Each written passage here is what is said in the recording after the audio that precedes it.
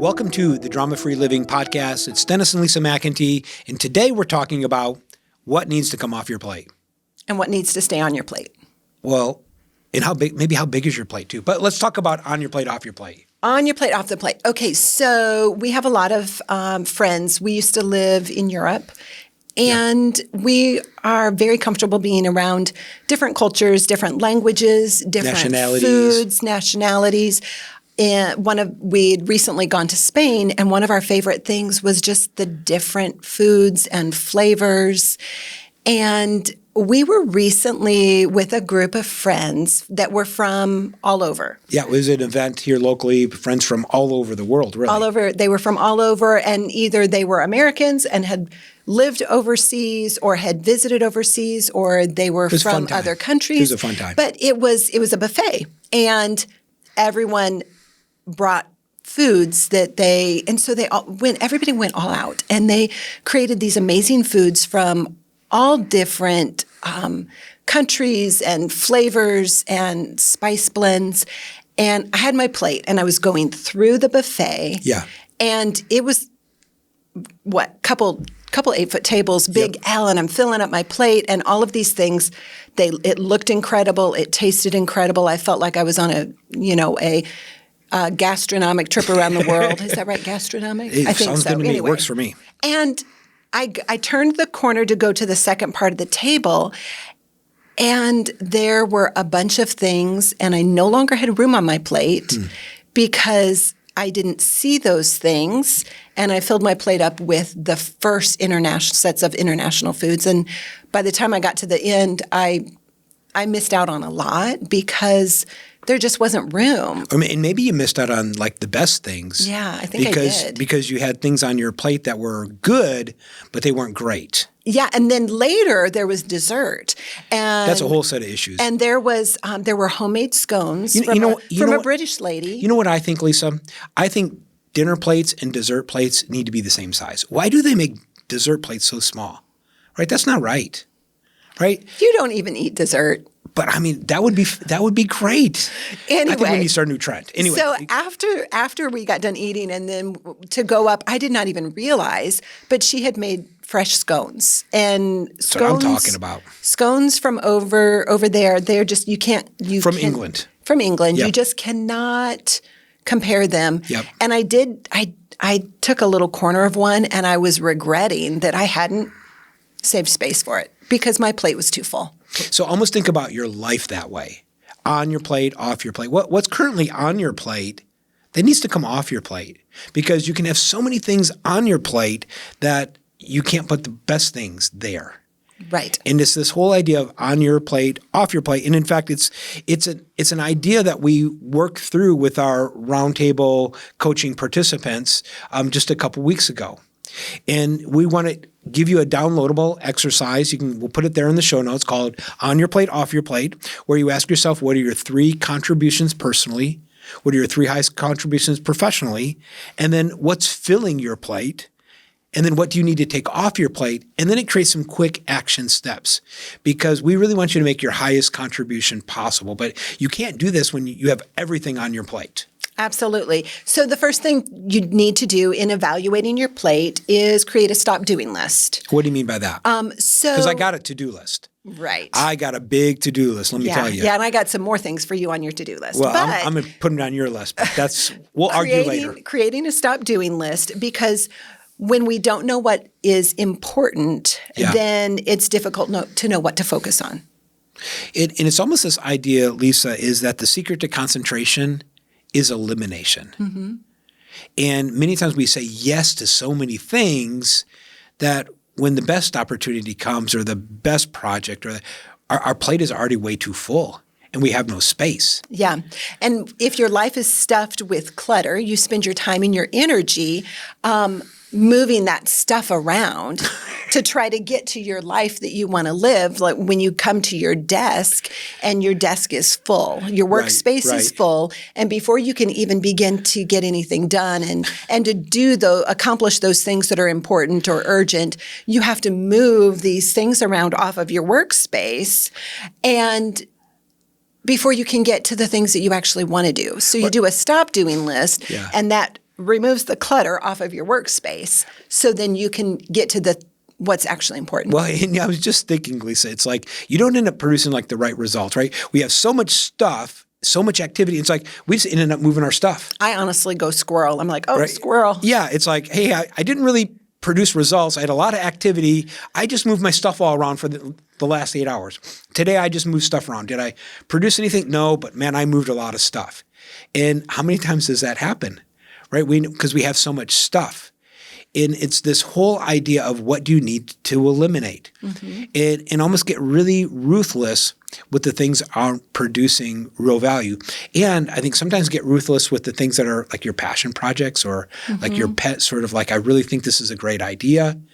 But if it's not producing, boy, you just got to call out the dead moose and just, hey, I got to stop doing that. Yeah, so creating a stop doing list. And then this is not just for your professional life. Oh, every area. It's also for your personal life. Right, so maybe you need to stop watching television. Well, and what you need to do, Stop playing so much golf. Not for me, Lisa. That's other people. Is you need to know what you want to accomplish. That's really good. Because when you know what you want to accomplish, then you know how to organize your day's work. You know how to prioritize your tasks. When you know what you want to accomplish, then you know which are urgent tasks and which are tasks that can be set aside. And when you get better at planning. Yes, because sometimes something becomes urgent because you didn't really plan and you didn't have a lot of forethought, and it's happened to us. And we didn't plan, and all of a sudden it was like, oh my gosh, this is happening tomorrow. It's on you. It's on. I didn't even know it was happening tomorrow. And then today is just chaotic because I had to rearrange it because I forgot about tomorrow. Because we didn't really understand what we needed to accomplish. Right. And we would have taken some things off of our plate previously had we understood what we needed to accomplish. And then that's when we know what we need to accomplish, that's how we know where to spend our time and where to spend our resources. Because here's the 3 limiting things we have. It's time, it's resources, and it's energy, right? It's time, money, and energy. Those are limited resources. We can create more, but we have a certain amount today. At this moment, I have this much. I have this much. This time, this much resource, and this look, much money. And it's almost like you look at that as an investment. I'm going to invest this time, and what's the big return on that? I'm going to invest this energy. What's the big return on that? And you have this return on investment mindset. This has changed how we've led our team and how we teach people to lead our teams, is that team members become investments. So if I have this investment in this team member, well, how do I produce the highest value? Same with me, right? I'm a team member. We're investing in this team member right here. So how does this team member produce the highest return? And we've had team members that have had this conversation with me. Is, Dennis, you're so busy in these other activities, and that's not really what produces the best value for us. It's almost like, Dennis, that's not what we need from you. We need this from you, but you're so busy over here doing this, and this is all on your plate, and we want to put this on your plate because this is really more important and producing more value, but you got too much on your plate. Right. And we can increase our ROI by utilizing like the off your plate, on your plate thinking tool, by realizing how we need to improve in that area. Well, and this is what started it for not just the roundtable participants, but it started it for us first.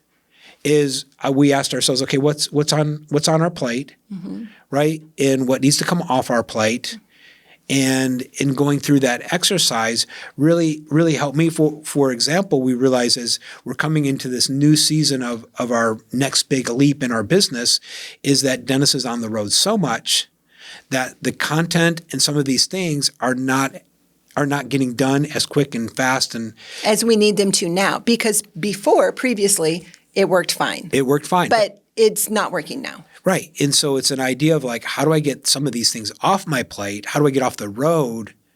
And how do I and then make time for this? Because you don't have time for everything. No. And we talked in our previous podcast about making mid-year adjustments and adjusting your goals. Yeah. And that's what we're talking about now, is really knowing what it is that we want to accomplish. And it's really looking at your life strategically. Not just, maybe you don't have a business, right? Maybe you're a manager, but you look at your life that way. And the people that really produce the great results, they almost look at their lives as a business. It's like, hey, I'm the business of me.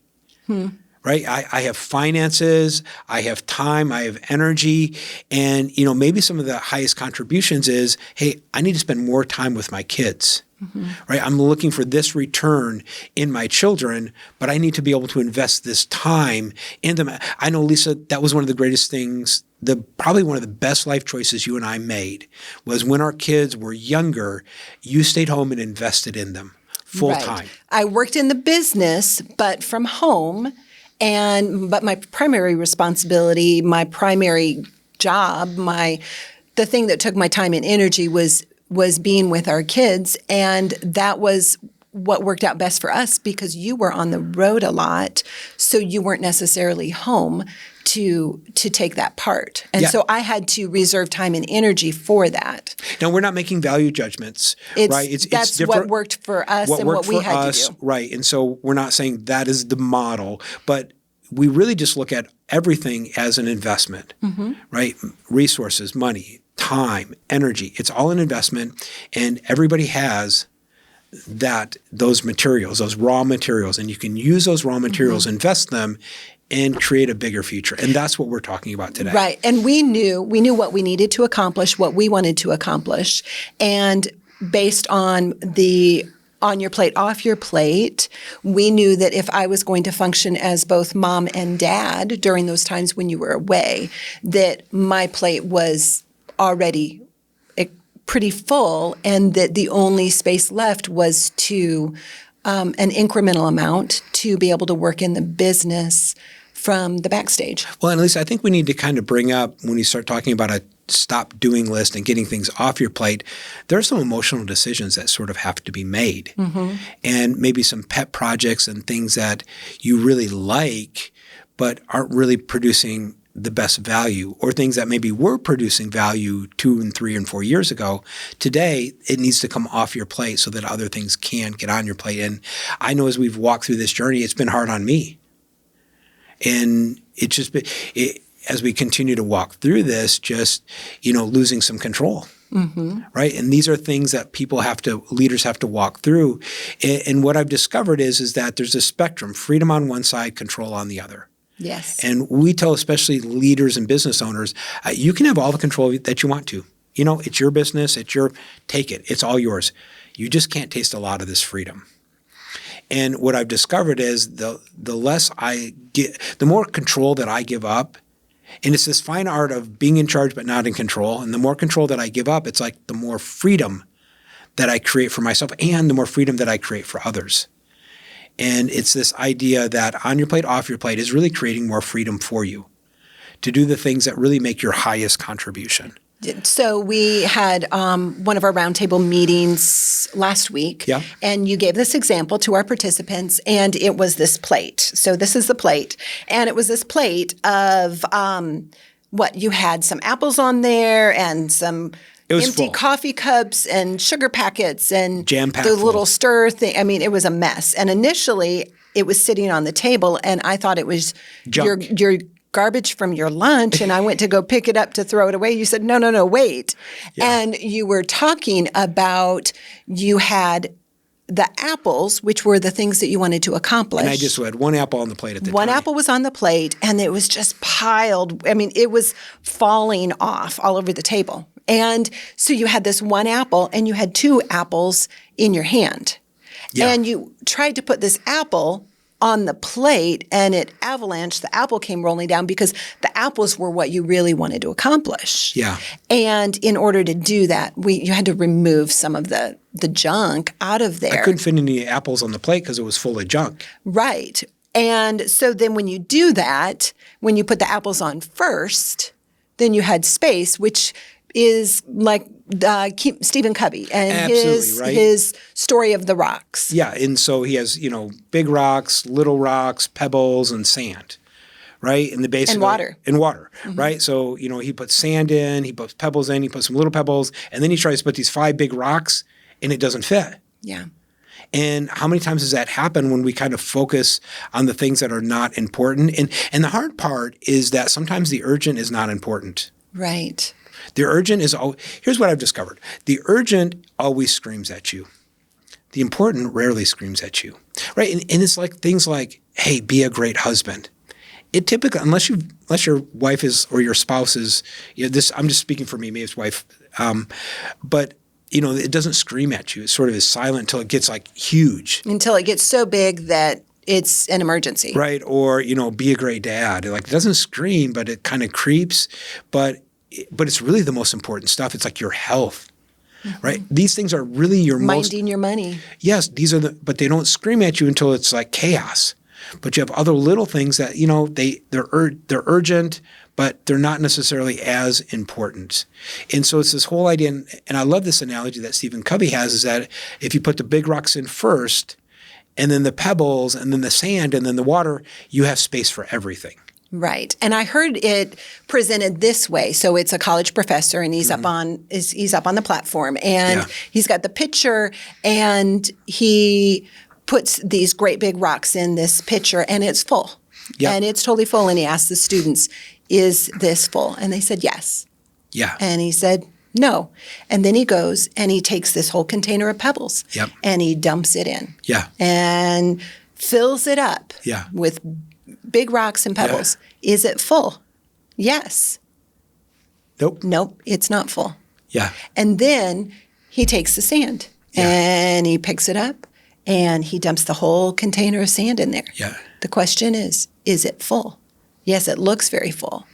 Yeah. And then lastly, he takes a pitcher of water and he dumps it in. Yeah. Now is it full? And so we have all of these things in our lives that we want to do, that we would like to do. We would love to play golf. We would love to go get a massage every day. And hey, listen, I play golf, you get a massage, I'm all in. Deal. Okay, deal. But Let's all go. Of these different things. And we've got the time that we need to spend with work and with our family, with our kids, taking care of our money, or even within our business, we have all of these rocks, all of these things that we want to accomplish. And when we first put those in place, then we have room for everything else, and we still keep first things first. And I think that's the key thing. And one thing that we challenge all of our clients with every day is, what's your MIT? MIT, what's your most important thing? And whatever that thing is, that's what you focus on. Mm-hmm. And it can be things like, Lisa, today it's so a lot of activity. We're getting ready for a trip coming up.